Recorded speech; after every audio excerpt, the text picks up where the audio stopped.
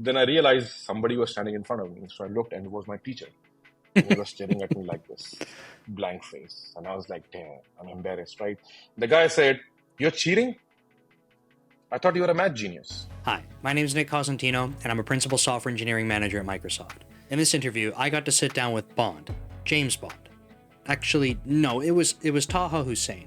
And you'll get to see in this interview exactly why he refers to himself as James Bond, but Taha has a lot of experience at high-level engineering management positions at big companies. These days, Taha focuses on mentoring and coaching engineers and engineering managers to be able to do better in their careers. One of the things that I really enjoyed about this conversation with Taha is that he's just so transparent and he's such a great storyteller. I really think that there's a lot of value that Taha brings in this conversation, so definitely sit back and enjoy. I'll see you next time. Well, I guess to start, if you don't mind, do you want to give a little bit of background for your journey? Because you have a pretty extensive journey, and I think it's pretty awesome for where you're at now.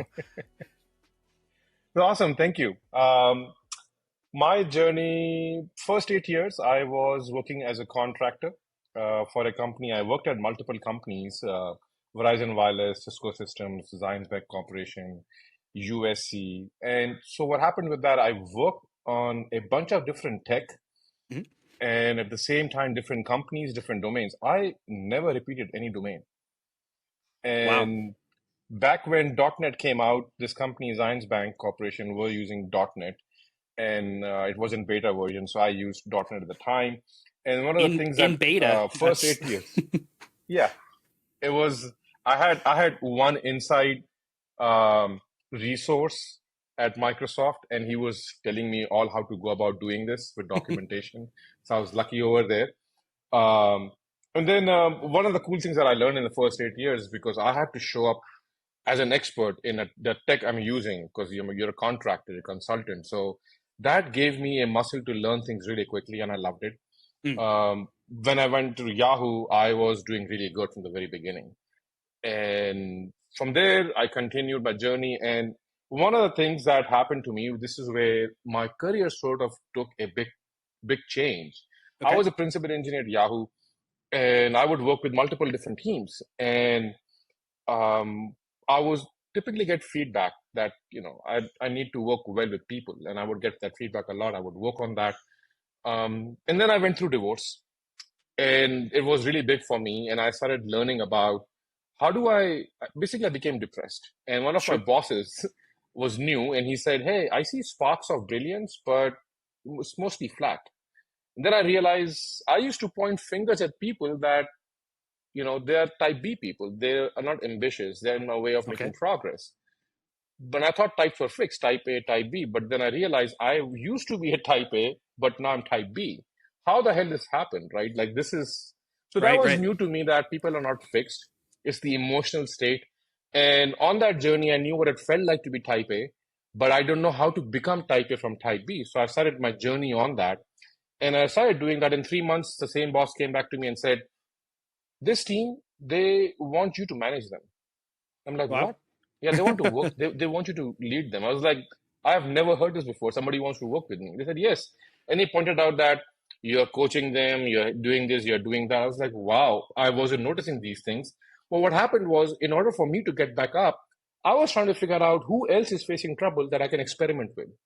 And in the process, I was helping them. Okay. And in 6 years, I went from managing 0 people to managing 250 plus people.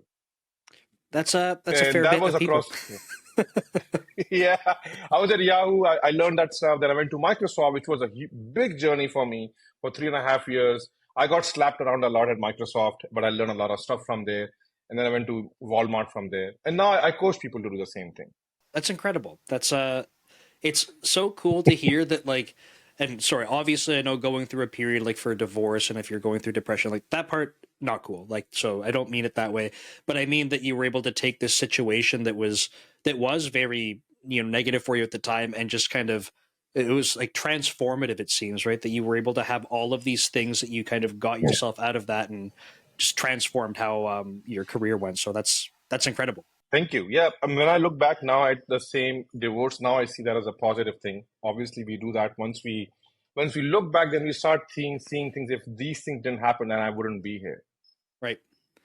Very interesting. And then, like you said at the end now, so I shouldn't say at the end of what you were mentioning, which is current. So you are coaching people now, and that's a full time gig for you, is being able to coach other engineers Yeah. and managers to kind of do a similar thing. Yeah. So um, back in 2022, I was working for a 2021. I was working for a startup company, and I became the head of engineering over there, and I doubled the team in 6 months, and I saw some lot of potential people growing, and I saw a lot of people in the world, they need help in leveling up on Mm, their emotional intelligence. That's what makes them a leader.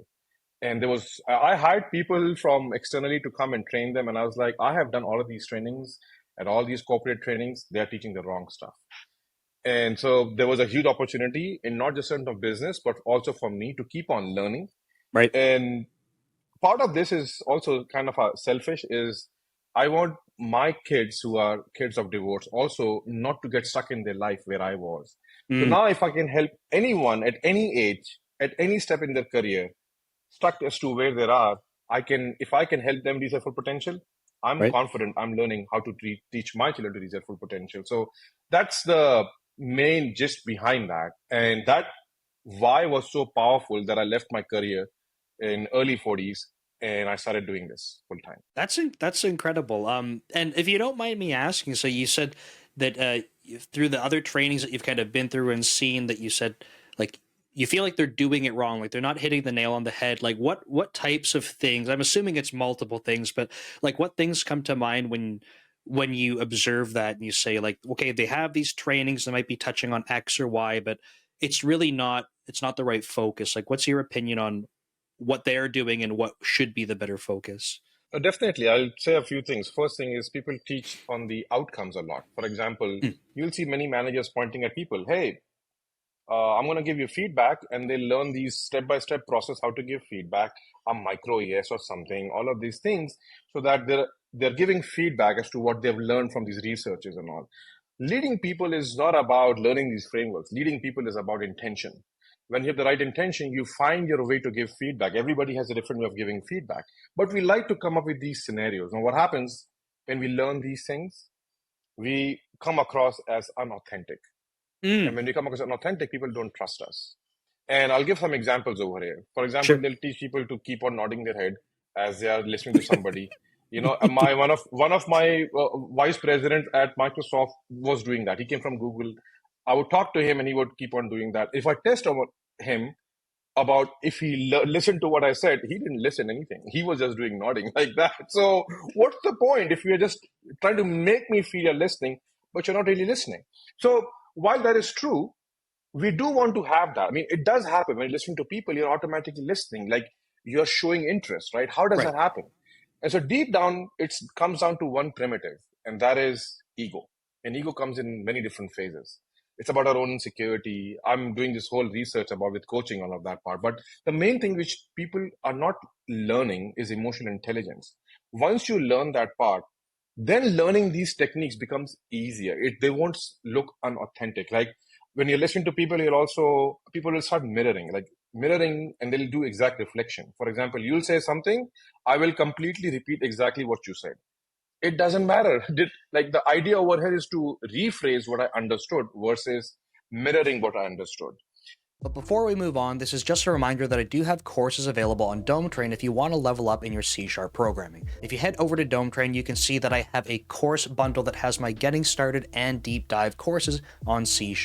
Between the two of these, that's 11 hours of programming in the C# language, taking you from absolutely no programming experience to being able to build basic applications. You'll learn everything about variables, loops, a bit of async programming, and object-oriented programming as well. Make sure to check it out. Right. Okay, that's super interesting, and I can really appreciate that example of like, um, it's not just like, I think the authentic part is key, right? So going Yeah. through these trainings, I've done only a couple of them at Microsoft. I think before that, I don't know if I've ever had any type of like formal training, and even these ones, I wouldn't say they were super formal. They were, I think, at Microsoft and other big tech companies, and even non-big tech, they'll have periodic learning sessions and training, whatever. It's not uncommon, but I can see exactly what you're saying, where it's like, here's like some almost like scenarios or like some setups, right? So like if you're in this situation, like here's how you'd go through this, and here's some tactical things you can do. But I think your point about the intention is key, because if you're just saying let me go copy and paste these behaviors and you're not understanding why you're applying them, or it's not sort of unique to you, then you end up in this situation where you do truly do, like, you don't seem authentic and it's very obvious. Or maybe to some people it's not obvious, but they sense something's weird and they can't put their finger on it. Yeah. That's That's true. And the other, and as you start learning, you probably become better to fake it so that others don't catch you. I have seen that many times. I've caught myself doing that part, and I realize, hey, I get it, but it doesn't feel right to me. mm, So how do I actually get it right? Like others are doing it. Like, do you think Nelson Mandela was just faking people when he was listening, or he was actually listening to people? Right? I'm just saying. right, right. Yeah. It's no, that's good. I've There's certain things even in like through coaching that I've done, like receive for myself, where I've heard what was being told to me, like you should try to do this more. One of them for me is I have a bad habit. I've been trying to fix it for a while now. Of especially for more junior engineers, they have a problem. I like to be like, okay, like let me just jump in and like try to tell you like what to do, right? Instead, you want to sit back and be like, okay, like you do more listening and kind of let them kind of you you give them a little bit of guidance so they can kind of come to their own conclusion. They kind of solve their problem on their own. So I have to do a better job of shutting up. And they tried to give us some techniques for Mm. doing that and being more just like an active listener, trying to like stay back. And I remember trying them out and being like, it's just not me. So again, the idea made sense and I do need to work on it. That's all valuable, but the implementation was kind of like prescribed. And I think that's the part where that falls down very fast. 100%. And that's the most common problem managers have. This is the first thing when I work with managers, first level, second level, everyone. And here's how they go about this, right? So one of the key questions I have when somebody comes to me saying, I'm getting burnt out, or my team is not delivering, or I'm not leveling up, it's been 5 years. Question I ask them is, tell me, how do you organize your week? And then the typical answer they give me is that, "Well, I use Eisenhower matrix and I have like urgent, important, I have important, not urgent, and I divide things like it. I have one-on-one schedule, so I grow people, I listen to them, etc., etc." I'm like, ugh. That's like saying a manager's job is not to do one-on-ones. That's like an electrician saying, my job is to use a screwdriver. The problem is that your job is like everybody else is to deliver results. And so everybody else is doing it. So what are you doing now? And your job has changed from being an engineer of a task like a backlog thing to do something else. What is that job? If everyone is delivering results, so the ideal state would be you're standing as a manager and everyone is doing stuff in harmony, everything is getting delivered. That's the ideal place. And you have to also be and hold that space that you're not doing anything. If you're not doing anything, it's going to feel like, hey, I'm not being useful over here. You have to get to that state so that a team is doing stuff and you can expand more. Now, to do that part, one part managers need to do, the intention over here, is my job is to remove obstacles. People are smart, they know what to do, but they're not good at identifying obstacles. They are doing sprint, they're not looking left and right. My job is to foresee the obstacles and help remove those obstacles. And with that intention, when you think about it, then you think about, okay, if people are not delivering this on time, or they're making mistakes, common sense mistakes, something must be off over here. I may not have made things clear to them, so this is why they're not taking ownership. So you question yourself first. You figure out a way to create, like Microsoft has a rule. Uh, Clarity generates energy. If they are not clear on what they're doing, energy won't be there. I learned this at Mm-hmm. Microsoft, this technique, by the way. I realized, hey, before I give feedback, have I made things clear to them? Right? That's the number one obstacle they have. They don't know how their work ties into the long term picture and so on and so forth. So when you're doing these one on ones, your goal over here is to figure out the obstacles. And Right. that's it. So now, when you go with this mindset, people are talking, you're not solving things, you're figuring out what is the obstacle this guy is facing? How can I help this person overcome the obstacle by themselves? Because your intention is about removing obstacles. Right. You've basically framed it by having it as, your job is to remove obstacles, not your job is to do the one-on-one because that's what's been prescribed. The Yeah. I loved what you said about the ideal state of a manager, let's say, is to basically to be able to look around at the team or teams that you're managing, everything's in harmony, kind of just working. And obviously it's like this is a sort of theoretical perfect state, but if that were to happen, you would be Yeah. like, I'm doing nothing, I am useless. But that's the goal to get to. And it sounds kind of ridiculous because someone would say, well, what about your job security? Like, if you're not doing anything, then you're not valuable. But it's like, no, because you don't stop there. You've now gotten things moving. There, it's a well-oiled Yeah. machine. Everyone's got what they need, and you can expand your scope. Like that is how you grow. And I don't think I've ever heard anyone kind of say it like that, where it's just like literally calling it out that it should feel like you can look around and like, I don't have Yeah. anything to do now. Obviously, it's a sort of a, I don't know, like a bit contrived because we all know there's always going to be a little bit more to do. But yeah, Yeah. that's great. I love that. So I think one of the things that you have a lot of insight into, and I think this probably stems from some of your own career journey, is about you kind of talked about having this realization where your sort of your own people skills, like you had this realization about them and how to transform them, and maybe before they weren't where you thought they were. Can you maybe dive into that a little bit more and how your own view of your people skills for yourself, like kind of helps, like you identified it, you had to make changes and start driving those changes. Definitely. I have like so many stories, and you're being kind to me about like not so there, not so that kind of stuff, right? I think it's completely okay. But I'll tell you, I write stuff online because I want people to learn from how we actually feel.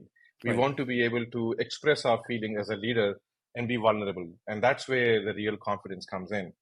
And so I talk about my failures and where things that I've stumbled upon. I'll give some examples over here. There was a Scrum Master, she was also a project manager at Yahoo. Multiple teams I used to work with her on, right? And when she was leaving, she came to me and she held my hands and she said, Taha, be nice to people. And I'm like, I don't cuss at them. I just only point out where they can be better. Like, why is that such a bad thing to do, right? Be nice to people, such a dramatic thing. But that sort of left me thinking about getting better and better at that. Then I had a skip level who, when I was senior software engineer, he gave me some work to do. And I was supposed to work QA team. And I did a design. Then the QA lead came. We spoke. I barely let her speak. Wherever she was talking, I was stopping her and saying, hey, this is how it's done. This is how it's done. She left. Next day, my skip level met me and said, tell me about the design. I said, this is the design. And he looked at it. He said, wow, this looks really good. He said, yeah. He said, what does the QA lead think about this? I said, they agree with this. No questions. He said, I just met them. They have no idea what this is. And I'm like, well, you know what? They don't understand. They don't have the information or the prerequisite. He said, bullshit. They think you're an asshole. I was like, okay, that's a bit So harsh. so He said, did look, you know yeah, that at the time though? Like, did you realize that you were doing it, or was it like you were oblivious to no, it? I was oblivious to it because, arrogance and awareness don't go hand in hand. Okay. That's the line from James Bond, by the way. I love movies.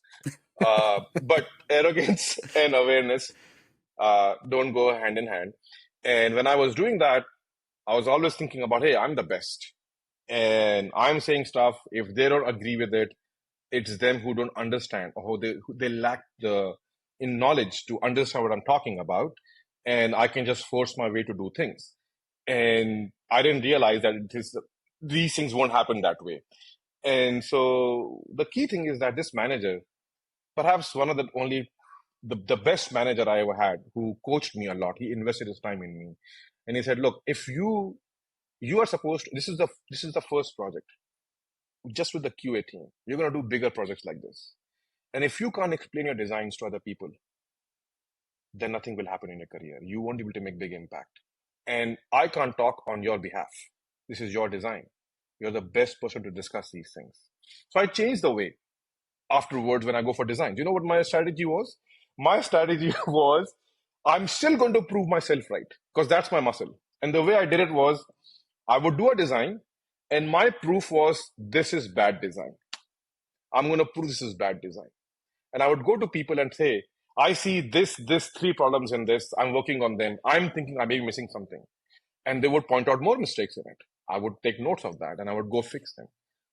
Go to more. So all these stakeholders who are supposed to complain at the end, I would go to them and I say, tear it apart. And they would tear it apart and I would then find ways. So when I would fail to prove it completely wrong, it means I'm right. And at that moment, I would go and present everyone, and everyone would say, yeah, this is good design. You know why? Because they were all part of it. It wasn't my design anymore. And Right. that technique led me to become principal engineer really fast. That's a very critical like takeaway, I think, is that and again, not the implementation, that was your implementation, so it's not prescribing the Yeah. implementation, but the goal of that was that you needed to have other stakeholders invested into it. They had to be part of the process in Yeah. some capacity. So you found a way that allowed that to happen that worked well for your style. And yeah, like the end result is that you do have all of these people that you've now influenced. They were part of it, and you probably. And I don't know about your designs, but I'm assuming that they were probably better designs than if you would have just sat on your own, done them, and then just said, "Here's what I'm doing. It's the only way it's going to work." Is that fair to say that they were better as a result? They became better. Right. They became, and I learned more about. So design is all about, as an architect, we think design is about functional requirements. It's not. Sure. Design is about, in a big company, design is about non, there are multiple ways to solve something, but the way you want to solve it is by meeting non-functional requirements. A project manager wants things to be delivered on a sprint to sprint basis versus 6 months big bang. The QA lead wants things to be testable, etc., etc. Another team may have other requirements. So when you take this to different stakeholders, they'll talk from their perspective. So as an architect, you are being hammered by everyone, and your Mhm. job is to stack rank those and have a discussion at the end with everyone where they say, okay, this is how you stack rank them, we agree with them. And for that, you need data. And Right. when you speak to everyone, you pick the right design that's not just functional, it meets the non-functional attributes. Right. And I assume that's primarily because when it comes to the functional requirements, these are mostly, I don't want to say they start off as being well understood because maybe they don't, but they're probably easier to figure out. You start with something, a problem space, you can start nailing down functional requirements. Everyone gets on the same page. They go, yeah, thumbs up, that's cool. But then, like you said, all these stakeholders have different things that they need out of that. So how do you start making everyone happy if you're thinking about, we have to go build this solution, and now we have 5 6 different roles of stakeholders that we have to go please because they're involved in it, and for good reasons. They have different things that they need out of it or they need to put into it. So yeah, it suddenly becomes much more complicated than just like, yeah, checkbox on the design because it meets the functional requirements. It's like, if you stop there, you're probably in for a rough ride afterwards. So interesting. 100%. I'll give one example over here specific to Microsoft. Okay. By the way, I started my career at Microsoft as a program manager. It was an intentional choice. They offered me engineering manager. I said, no, I want to be a program manager. The recruiter laughed at me, but I had my plans. That was the key move that I did against all my coaches and advices. And I did that, and that helped me become a better leader. And I landed the job at Walmart to manage 26 plus teams. So So we'll talk why? about that at some Yeah, point. yeah, But okay, oh, yeah, okay. go ahead. I want to hear about that. So we'll Okay, park it, but yeah, well, we can park it for later if you want to queue it up that way. sure, sure, sure. The so I was working in Azure and the in team, and the CVP at that time was Jason Zand. I think he's the EVP now, and so he was my skip level at that moment. And so I was called one day by my boss. He was meeting with Jason, and they were talking about we have this tool called ACES, which is one access tool to access production. So developers who are working on these services, 20,000 developers, their access production of Azure, this is the tool they would use to access production so that's secure and you can put all the compliance into it so that there's no multiple ways to get into production.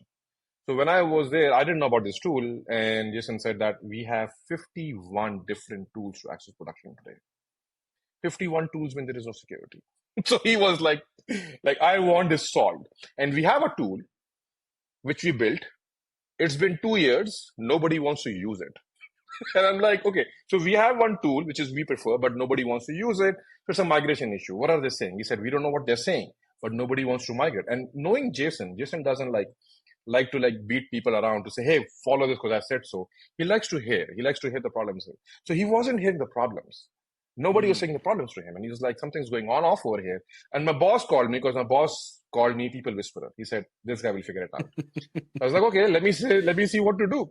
So I met the engineering manager. He was 1 year into engineering management, and he was thinking from a principal engineer's perspective. So I said, okay, he hasn't spoken to the customers yet. So I took the code, I took the product, I gave it to one of my engineers, and I said, onboard one small service IoT onto it.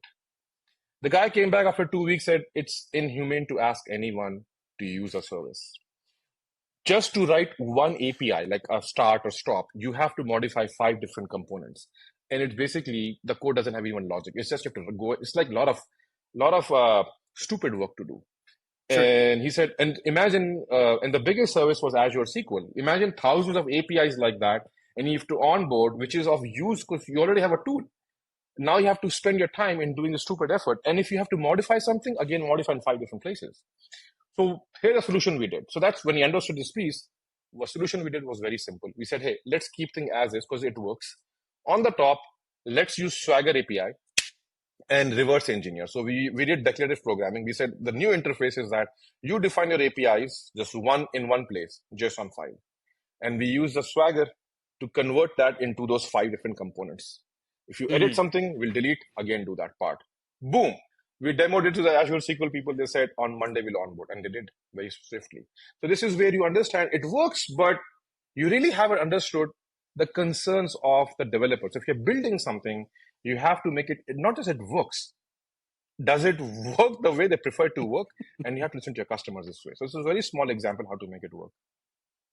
That's very interesting. So yeah, it's not a I think it's a very clear example of functional requirements were met, right? You had something that worked. You had to change things in 5 different locations. And yeah, so what I'm kind of curious, like what type of like thought process has to go into into bridging that into, because I think some people, depending on their stage in their career, they might not have had the opportunity, or maybe they won't even for a couple of years to come, where they're in a position where they need to go think about things this way, where it's not here's a prescribed problem with a solution, or very kind of like, I don't know, in the box kind of solution, but we need you to go like talk to people, we need you to go like learn from them. Like, what advice might you give to people like that, or how might you go navigate that if you're like, I need to go figure this out from people?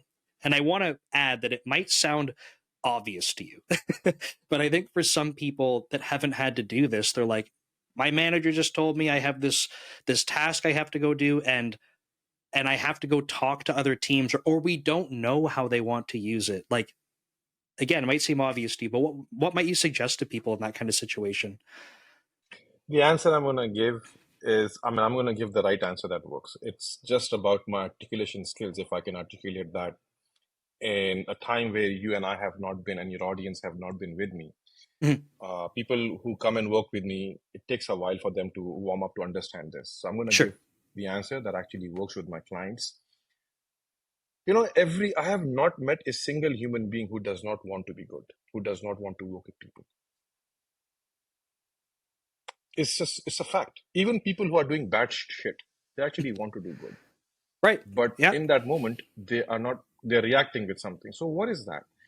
And it's basically learnings from myself as well as to, I would like get angry. I would not work with people. How do I why? And then thinking about I can hold myself and use willpower does not do shit, because willpower is an exhaustible resource. And it's like you might have heard yourself or others saying, that's it, I've had enough.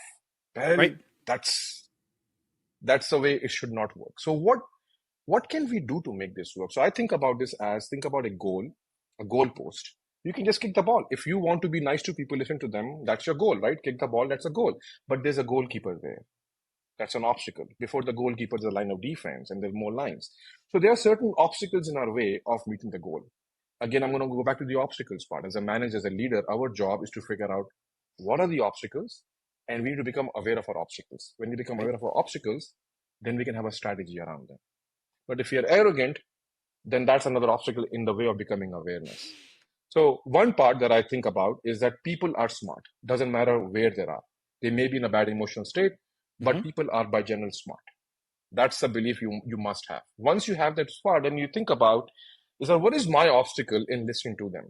And one of our obstacles is generally insecurity.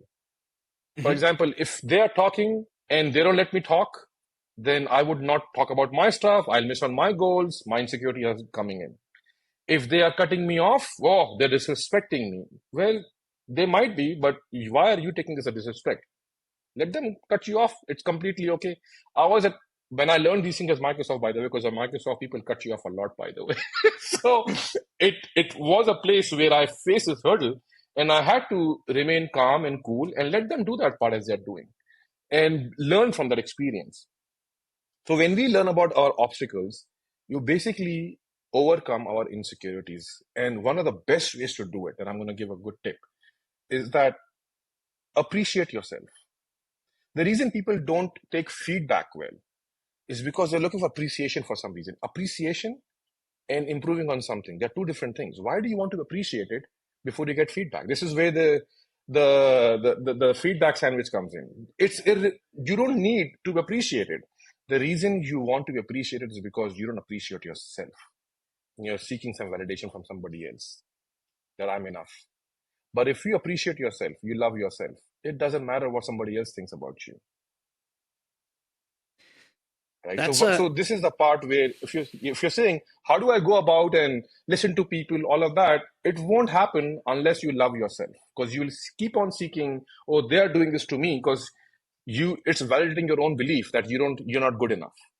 that's a yeah. That's I feel like that's probably hard for people to hear because what do you mean? Like, what do you mean I don't love myself or whatever? Or maybe they're saying like they're acknowledging it and it's like, yeah, but how am I supposed to love myself? But that's something that takes a lot of work. And I can, if I reflect even on my own career, I would say if I think about let's go before Microsoft. So, I worked at a startup for 8 years, and I remember being there like right near the beginning, right? So one of the first engineers, and I want to call it the luxury of being able to be very confident in my work because I had built a lot of the products from the beginning. But my work life in terms of like that, like do I love myself kind of feeling, which might sound kind of funny, but like yeah, like I felt good about work. I loved working. I felt confident at work because that was my thing. Like I just felt good there. But everything outside of work, if you were to ask me the same question, like do you love yourself, I would have been like how am I supposed to answer that? Like I'm nervous to talk to people, like I don't like meeting new people, like I'm short. I go to the gym a lot because I want to work out to be bigger and stronger. Like I probably have some body dysmorphia stuff going on. Like, no, I probably don't love myself, right? And I can remember like kind of this nagging thing in the back of my head through those 8 years. It kept getting worse and worse. And it was like, something has to change here. And I honestly, I don't really know what it was, but there's at this point in my life, I can now say like, like I'm a short guy. I don't care. Like, yeah, like I go to the gym and if I'm not on my diet for a bit and I start to gain a little bit of weight, like I don't care. Like I know that I have these other qualities about myself. I've been successful in my career so far. Like there's no reason that I should not love myself. Like by every definition that I look at, I'm like, I think I'm doing pretty good. Like I'm happy. But it's a really weird thing that I don't think a lot of people think about, and if they're not paying attention to it, it's very easy to to have all of these other things going on, and it's like it just seems like everything's bad around you, but it all kind of comes back to like, do you actually do you have like appreciation for yourself? So I just wanted to share that because I thought that was a very like interesting Yeah, call out. no, So that's a thank you for sharing that. That's exactly what goes on to our head. We think about we are not good enough, and we look at things. where we are not performing good. I have a lot of my clients who are unable to get into jobs, Mhm. especially after they have been let go. They now try to go back and think, my boss once told me that I'm incompetent. They remember those things versus fighting those things. They try to reaffirm those things into themselves and say, yeah, I'm not good enough. I'm not doing that. Or my mom said this to me. My dad said this to me, Mhm. etc., etc. But you got to have a different story in your head, and you have to think about looking. So we go by identity. Somebody you like, you got to think about, hey, I'm like this person. I'll give an example. I like James Bond, that character. So once I was doing something, somebody says, who do you think you are? I said, James Bond. They're like, what? I said, yeah, I'm James Bond. Right? For example, I've been bald for 20 plus years now, and I'm from Pakistan, and over there the culture is very different. People think in different ways. So I was walking somewhere, and this one guy was talking to me and said, have you ever thought about having like haircraft and all of that so you can get married? I said, dude, I've been married twice. I was like, what?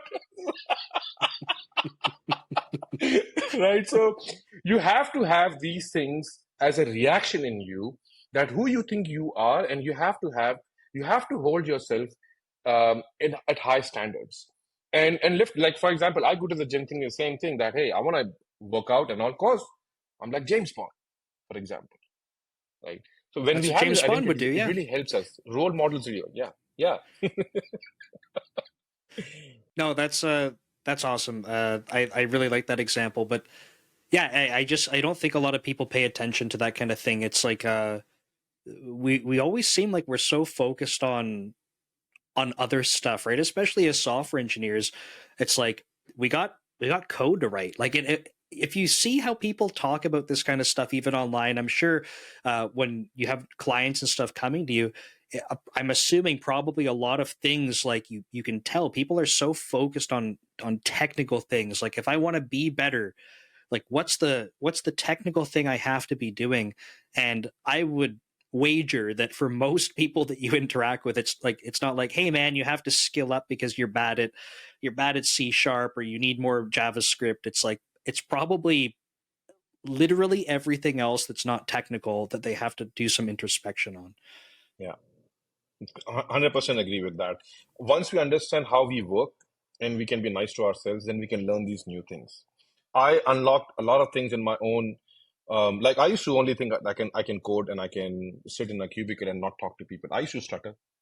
I would talk so fast that sometimes I would finish sentence and my lips would still be moving.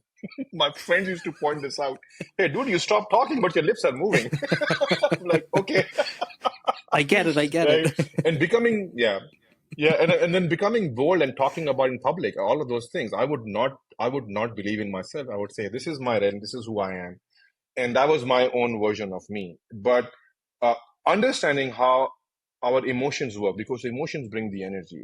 That's what makes we make decisions through our emotion mindset. Once we understand these things, then we can do a lot of stuff that we don't even think about we can do. Right.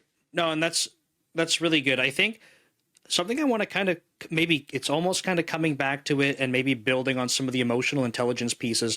Um, in the example that you were giving earlier from your own experience, when basically you had almost dismissed the QA person for the design document, and I feel like your manager at the time had some radical candor and was able to kind of be like, listen, man, like that's like you said, it's bullshit. So um, I want to kind of dive a little bit deeper on engineers that aren't great to work with, right? So I might, again, I'm making some assumptions here, but I assume at this point in time for your career, this you might have identified yourself, like in hindsight, maybe you weren't great to work with, right? If what are some qualities about engineers that maybe we can start with that? What are some qualities about engineers that aren't great to work with? Because I think some people are like focused on technical stuff. So what might that look like? And then how might you try to coach someone out of it? Because I think I've spent more time coaching people that have to work with the crappy engineers. Like, hey, I have to go deal with Bob again, and Bob's a total pain in the butt. And like Bob might not be someone that reports to me, so I have to go talk to his manager separately. But if you were coaching someone who was one of these engineers that no one wants to work with, what are some of the traits And how might you try to like get them out of that so that they have awareness of it and can start making some progress on that? So that's an excellent question. One of the pieces is that there needs to be a desire of you want to get to some place. And Okay. it's not about awareness part, it's about a desire. So the person that I was working with, he was my skip level, and he knew that I have a desire to do better and better. And I have proven that in the previous work through my manager. So this my skip level told my manager that I'll be coaching Taha from now on. And so he gave me this first project, and I was working with that. So I was already under his wing, accepting that he is going to be my coach and I'm going to take feedback from him. So you need to have the relationship that the other person recognizes that they are open to your feedback. Without that, you can say whatever you want, the person won't listen to you. So you first is establishing that. So when people come to me who are in that state, like they will come and they'll tell me, hey, today I got angry. My boss said this. I said these things to them. I was like, okay, good part that you recognize these things.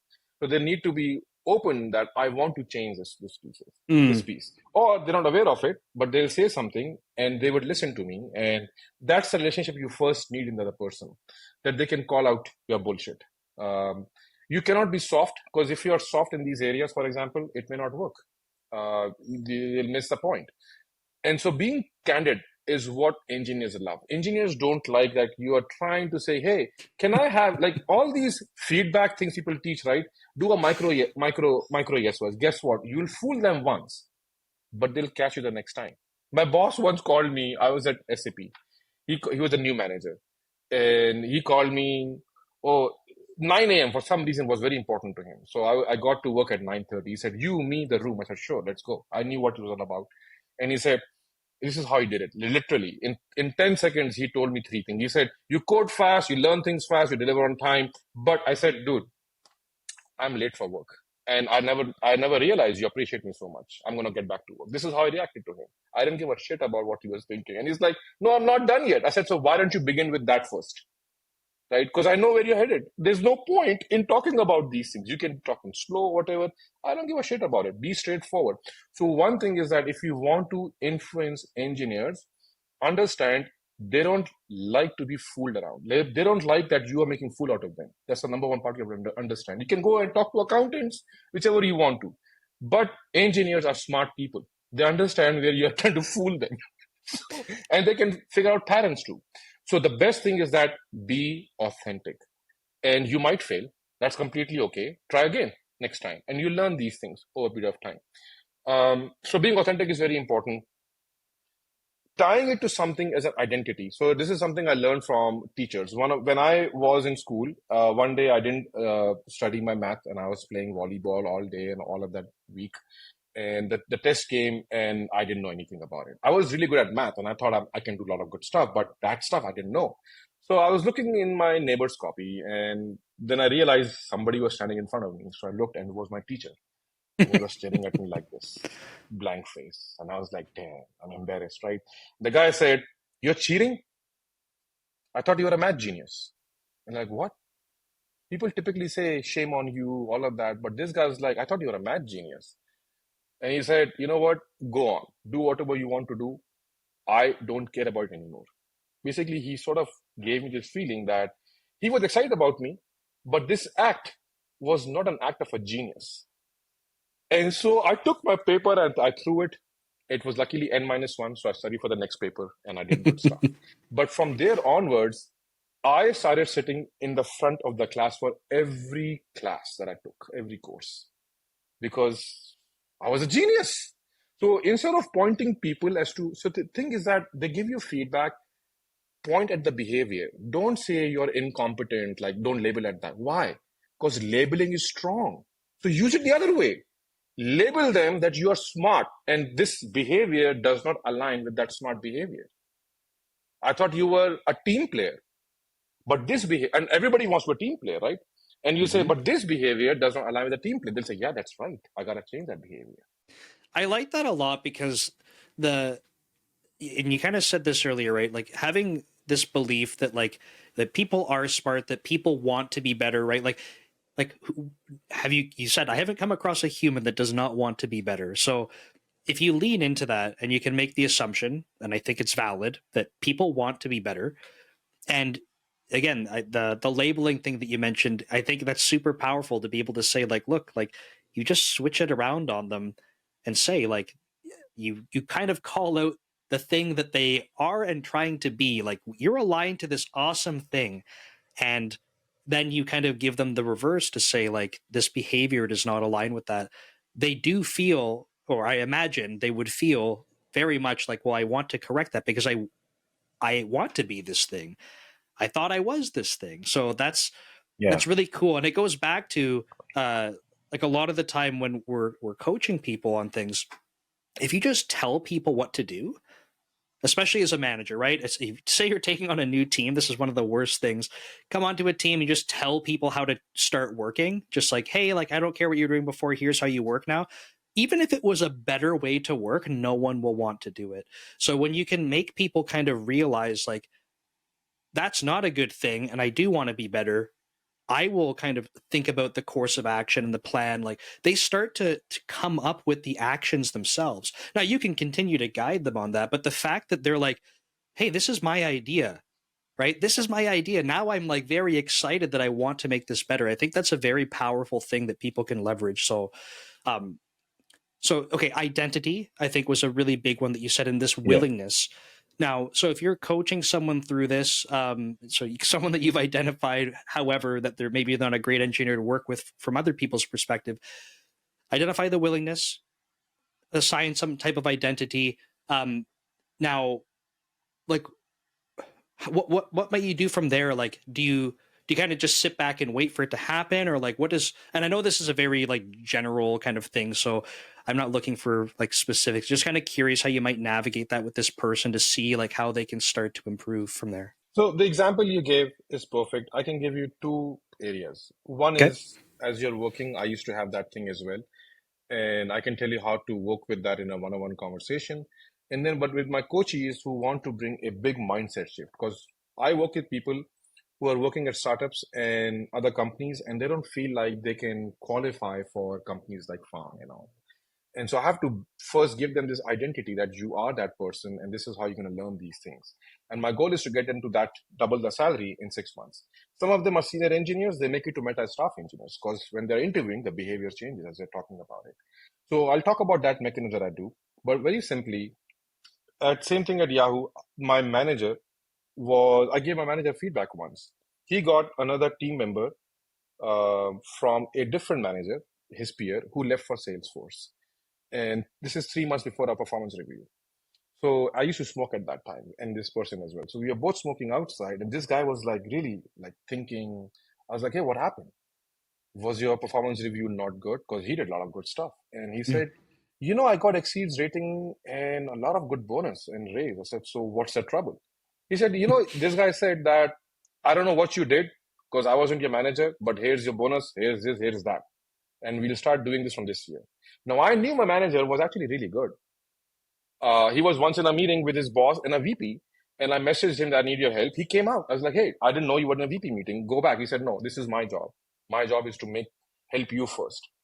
Okay, so the guy has the right mindset. So I knew I had to just point to that identity. So I said, "You, me, room." So we both went in there. So what happened?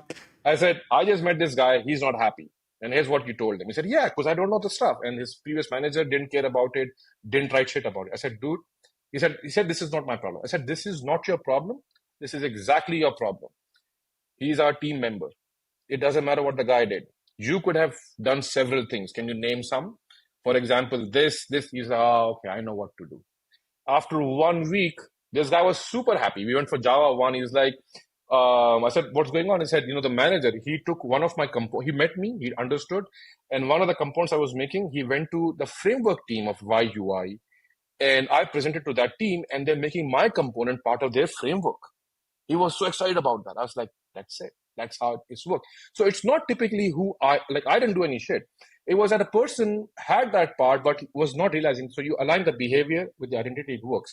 Now, if you want to change some behavior on your own, for example, the way it works is that you first define the field of play. Field of play is something like, for example, when I'm in a meeting, I don't speak up. So I need to change that. I want to start speaking up. I have Okay. ideas. Okay, so how do you do that part? You define four things. First of all, what do you need to stop doing? And these are typically your thoughts. A thought is like, if I speak up, it doesn't matter, or if I speak up, somebody will bash me or whatever. So stop doing that part because that's in your way, obstacle. Because if you start doing what you want to do, that obstacle will keep you away, will push you away. So you have to be aware of that. What is the awareness you stop doing? Okay, Mhm. what do you need to do? Start doing. So write that piece down. Then what do you do? What do you need to do less of? Sometimes that's also the trouble.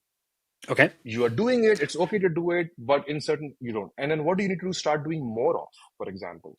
And when you have this framework in mind, then you're aware when that meeting is happening, you know what you need to, because once you put this into your brain, it's your activating system, then you remember that stuff. I talk about this in a video that I made available to everyone, just because it's part of my initial coaching that I do for everyone. I think everyone should know this technique. It's just free for everyone. I'm getting rave reviews about it every day, people who visit it. It's called brain powered goal setting.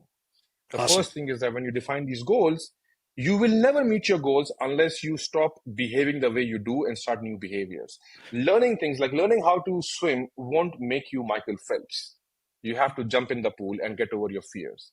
And to do that part, you need to stop doing what you're doing and start doing some new things. So this framework is described in detail, and people who do that, they come back to me very next day. Hey, because the example I use is about speaking up. It's a very typical problem people have. So they say, hey, I spoke like 5 ideas and everybody started talking about those ideas now. I'm so happy I did this piece. So I highly recommend people to watch this free video called Brain Powered Goal Setting. It talks about this mechanism. That's awesome. And I'll make sure I'll get a link from you and stuff at the end, and I can even on Sure. YouTube at least I'll do the little card thing so people can go watch it above and stuff. And Thank you. I'll by the end too. By the way, I'll get links and stuff, and I'll have them in the description in the comments. So we'll take care of that. But that's really cool. So I I really appreciate that because I think it's very clear, right? If you're like I want this different outcome, right? I want this different Yeah. outcome. And it's like, well, if you don't change what you're doing, if you just keep doing everything you're doing, how do you expect that you get this different outcome? Like, you must do something different. So, uh, I think that really helps to just like kind of put a stop on it to say, look, like, you literally have to make a dramatic change here because if you don't, how do you expect that anything, comes of that? Um, that I love the example you gave too about the speaking up thing. So earlier this year, I switched teams at Microsoft, and I talk about this a lot. Where unless there's a forcing function, I won't put myself. I'm very conservative. I don't like. I just. It's almost like I like being comfortable. I think a lot of people do, but then I realize it, and I'm like, oh, this is dangerous. You can't be too comfortable. But I switched teams earlier this year, and when I switch teams, it's a very different domain. So, like you were saying, like, have I? I don't know if I've ever done the same domain more than once, aside from just like being in C sharp. But this is a routing team. I know nothing about routing and networking at the level Mm, we're doing it. We have firewalls and things like that. So there's all these concepts that I know about them, but I've never had to be responsible for them. And when it comes to speaking up in meetings, I went again from being on a team for a few years, building up my confidence. Now I'm on this new team. I'm an engineering manager, and I'm like, I feel like I'm going to be an idiot if I open my mouth. mm, But I realize, like, it's just not true because number one, the first thing I can do, I have a close friend of mine. I don't think he coined the phrase, but he calls it like ignorance as a service. So at least as an mm, engineering manager or someone, even someone new to a team, you don't have to be an engineering manager. And this is something that new hires, new team members do a lot of. They might not realize it, but just asking questions. Like, you're ignorant to it, that's okay. Ask the questions, learn, because the people that go to answer those questions, I guarantee you there's at least some times where they go, oh yeah, actually, you know what, I never thought about it that way. Because they're thinking about it to try and explain it to you, and they kind of catch an angle that they didn't know. So ignorance as a service is just one beneficial thing you can do, and that's a good thing to do, so you should speak up. But the other thing was, I had been on the team now for a few months, and I remember in this one meeting in particular, I was like, just say the thing you're thinking. Like, what's the worst that could happen? Someone goes, no, that's not right, and we just keep talking. Like, no one's mean. So I brought up my idea, and I remember on the call, kind of went quiet. It's like my boss, one of his peers, and some other principal engineers call kind of goes quiet. And the first thing I think in my head is, oh shit, like, yeah, maybe it could be worse. Maybe people are awkwardly silent about your idea. But this pause happens. And then they go, actually, yeah, like I don't think we thought about that before. That's a good idea. And I was sitting there going, like, all this time, we have these scenarios where we don't want to speak up. We don't want to look stupid. But like what? This is a great example of like, it was just my own beliefs holding me back. And I think the framework you were describing, if I was going through that, it would have been like, stop the negative self talk. Like, it's not helping you. Yeah, exactly. Yeah, you got it right. Thank you for sharing. That's an excellent example of what generally happens. Even if a new team, it would happen a lot. As you go down this route, also identity helps over here because our imposter syndrome can also kick in. An example of this is Alan Mulally, the CEO of Boeing, when he was asked to run Ford by the grandson of Ford in 2005. In a press conference, this journalist asked him, "You have never built a car, you have never sold a car. How are you going to do this job?" And the guy said, "You're right. I don't even change oil in my car. I don't know how to do it. But a car takes 3,000 pieces, a plane takes 3 million pieces. You can stop a car on the side of the road. You can't stop a plane midair. If I can make a plane, I can make a car." So there's a part about also understanding that your identity is still there and you want to reaffirm yourself. And that's also another way of getting there. There's more than one way about getting there. And that could the same thing about stopping the negative self-talk Mhm. and start, but our body wants us to some reasoning for us to believe in that, oh, this happened, so I can do this. We need to come up with that reasoning. We are used to giving reasoning about negative self-talk. It works. So find some reasoning in the past. This is why people say keep a brag list, Yep. right? Because that will help you recall your moments that you can shine in. I'll talk about toward the end. I want to resolve that program manager thing because we I didn't we was didn't finish I that was part. waiting for you to wrap up, and I was gonna jump that one on you to say, hey, by the way, we didn't talk about this. So you did it though. No, it's an excellent one. I'll say I'll talk about this piece. So when I was at Yahoo, and this skip level would give me a lot of feedback, and I grew, and then one thing I realized was I became a manager, and my new boss was the VP of platform, and he gave me my project was about improve collecting data about performance Okay. and of Yahoo's websites and mobile, and the goal was to improve 12 top 12 properties to improve the performance, make it sub-second. And so my teams are about Hadoop. I was Jamp of big data, Hadoop, near real-time pipelines, all of that. Even at Microsoft, I didn't use Cosmos. I used Hadoop. I won't tell. I won't tell. so, so, so after a month, he asked me, "So, what are we doing with latency?" I said, "We are recording it, and here's a number." He said, "No, what are we doing about reducing them?" I said, "I don't know. Their teams are doing it. I'm here to record data." He said, "No, you think I hired you to record data only? That's not an outcome." I said, "But how can I reduce latency? It's like it's Yahoo Mail, Yahoo.com, finance. It's their job. I am here to expose data so that they can figure." I said, "No, your job is to go and make it happen." So I said, "Okay, let's start doing that part." So I started doing it for first 6 months. I got slapped around a lot. And I thought I had built communication skills, but I hadn't. Like I thought working in my own team in among developers is good. But when you go out, especially for feature teams to say, "I want you to focus on performance versus feature building," which gets them the bonuses and all that. They're like, "No, we have these features to do, competing features." So I had to work with that. It took me almost a year to figure out how to work with it, and I loved it. I realized that I became a better manager. I could so one of few of my team members went to some team. I was coaching them. They came back after half an hour saying they're not listening. I said, "Hey, here's how you do it." I took them all, went over there. I said, "You have this goal. We have this goal, right? This is what your VP wants. This is what our VP wants." They both have agreed to this. So what's the problem? They were like, "Okay, 3 minute meeting." They said, "Okay, let's do it." Basically, talk about what people care about. But in some cases, they could do even worse job at that. And so what I wanted to do was there was this was an easy case. So I asked around, where can I go to become a program manager that also requires technical skills? and it has to be a tough place. It cannot be an easy place. People look for easy places. You won't become good. I want tough people. You know what they said? Microsoft. I said, really? Say, Microsoft. You have to go to Redmond. I said, okay. And I didn't like Microsoft, by the way, because of IE9 and Microsoft Vista and all of that. I said, okay, let's go in and work at Microsoft.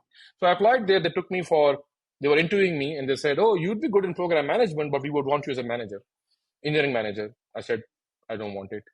The recruiter laughed at me. Another recruiter came back saying, hey, we have this position for a principal program manager. I interviewed there. They liked me. I said, let's do it. My first day at Microsoft, I went to meet this partner engineering manager in Service Fabric. I said, hey, my name is Taha Hussain and I'm here to. The guy said, no. I was like, what? I didn't even say it yet. He said, the answer is no. Whatever you want, it is for your own benefit at my expense. So the answer is no. And I'm like, this is so good. I'm in the right place. I want these tough people, right? And what happens that one might think, by the way, when they're coming new into this, is that the person has ego, they're judging me, all of that. The thing is that if you have compassion, you'll realize that people are smart. They want to do the right thing. Something must have happened here before me. Right. Somebody must have done this to this person, must have taken advantage of this person, and now they're so burnt that they don't want to do it, right? And that led me not to think about me, but about them. What can I do the next time that I can reach out with more trust? And I started doing that part, and my boss started calling me People Whisperer because it was hard for people at Microsoft to work with each other like this. And I loved it because prior to Satya culture, it was about heroism at Microsoft. And Satya was bringing more about teamwork. No rooms anymore. You have open space, neighborhood, all of that kind of stuff. People are not used to it. They have like a red light. I Mm-hmm. was like, crap, I'm going to fuse your red light. Anyways, going through that tough phase, meeting people like that, aligning them, working with them, made me really good. And the reason I took program manager is because a program manager is required to think beyond a project. A company is doing a program. It is never a project or a product. You have a program you're running, a KPI, and now you have to think about how do I start different initiatives that align with that KPI. So you're building a strategy. Each project is like a weapon for you. You're trying to hit the problem and you're trying to get the maximum value out of it. And that's a different way of thinking in terms of a level of engineering manager. So if you think about this as an engineering manager, you would become a director, a senior director, because now you have multiple teams, you're attacking them from a different phase. You would stop organizing teams by services. You would start organizing them by KPIs as to how it hits them. So as I was started doing that part, my thinking changed. Mm. And I would go to these meetings with Scott. Scott Guthrie is having his EVP meetings over here, and he's talking the same things. And you'll realize that this is how programs run. So that allowed me to make big impacts at Microsoft, and my thinking elevated from managing a project and output towards outcome and multiple outcomes and outcome for the company strategy. So that really helps you become. And so after 2 years, I moved back into engineering management. So you had a very big perspective shift, and I think you said something there that I really liked. Oh, I liked a lot of it. I was smiling and laughing the whole time. But you said something there that I thought was such a good observation and reflection for you that probably other people can really take advantage of if they just think about it a little bit. And what you had said was this scenario where this partner had basically said to you like cut you off to be like, nope, like don't want it, I know what's up here. And the response that you had was kind of like, it wasn't, man, like why does this guy hate me, like what did I do wrong, like all this internal, like it must be me. You change the entire thing around. And this can be, I don't even know the right words to say this properly, I'm kind of just winging it, but I feel like this can be very empowering because now it's not like I'm locked up, like I can't do anything, I should feel bad about this, this guy made me feel bad. It's empowering because Right. what can I do about this? Like what can I do for this Yeah. person? It's them. What can I do to help them? And now you have a million different directions you could try and go to make things better versus just being like everything sucks for me and I just want to curl up and never do this again. So it's not easy because it's a It is not.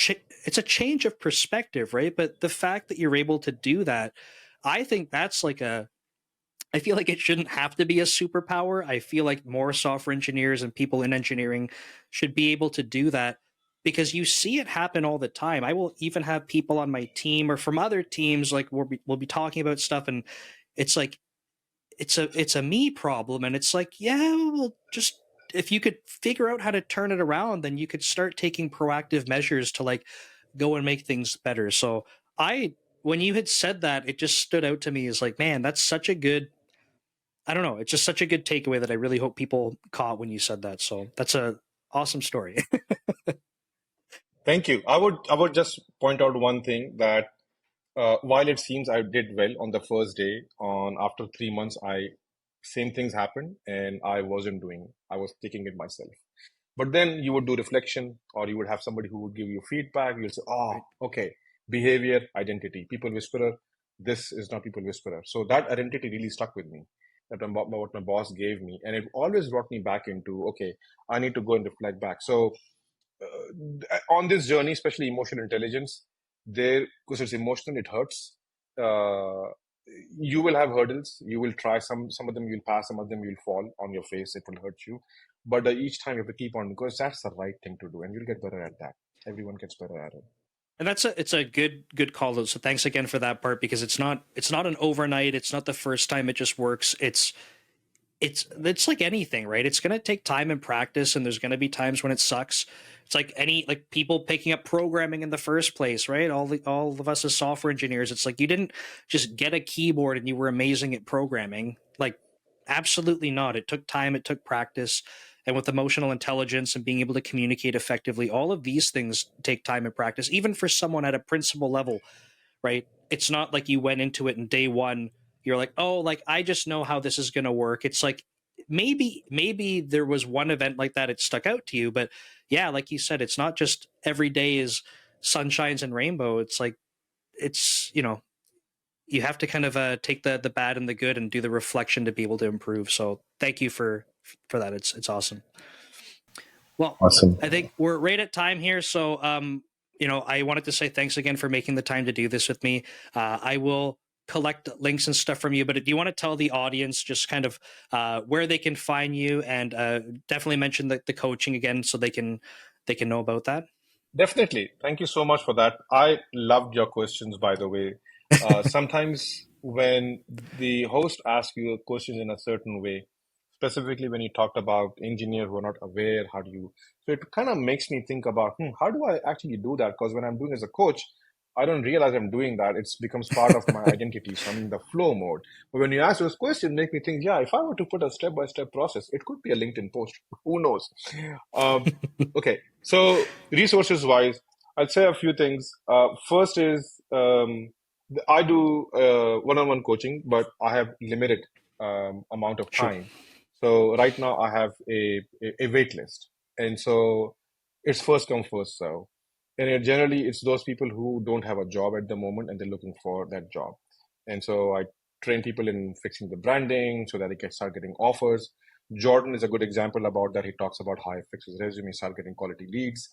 Um, Jordan is amazing. When you listen to Jordan, he would say he's quite humble as well. He say it takes me 2 minutes to describe where I went for college.